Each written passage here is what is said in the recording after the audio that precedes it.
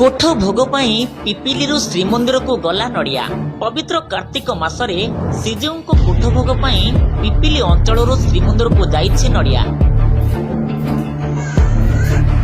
गतेश्वर पीठर श्रीजीव पाई 2400 ऊर्ध नड़िया श्रीमंदिर को जाइछि। स्वतंत्र गाड़ी जोगे नाम संकीर्तन करी श्रीमंदिर को जाइथिला नड़िया। गत 2015 मसीह प्राय 10 वर्ष है श्रीमंदिर प्रशासन अनुमोदन क्रमे महाकार्तिक मासरे महाप्रभु कोठ भोग पिपिली श्रद्धालु माने शह शह संख्यार नड़िया पठाई थांती, जहाँकि पिपिली सहित श्री जगन्नाथ संस्कृति पुराण और वर्तमान सह ओतप्रोत भाव जड़ित। से 10 वर्ष धरी पिपिली गोवर्धनपुर जगन्नाथ प्रेमी पूर्णचंद्र साहू तत्वावधान गतेश्वर देव पीठर प्रत्येक वर्ष चतुर्धा मूर्ति कोठ नड़िया पठाई थाए। गत वर्ष 1800 कड़ा नड़िया श्रीमंदिर को पठाई बेले चलित वर्ष 2400 नड़िया स्वतंत्र गाड़ी जोगे नाम संकीर्तन कर आज श्रीमंदिर में पहुंचा पर श्रीमंदिर को जाइथिला नड़िया। विशेषकर कोठ भोग पठा नड़िया को श्रीमंदिर पश्चिम द्वार भारप्राप्त कोठ भोग सहकारी को प्रदान करा।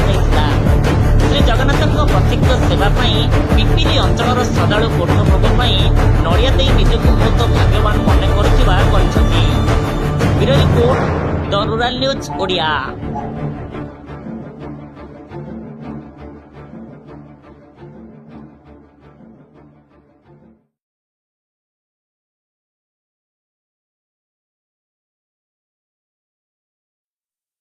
कौन कहबे आज जो एठर जो कोठ भोग पे नड़िया जाउची केबेठु जाउची कोन सब किबोली भाबरे जाउची।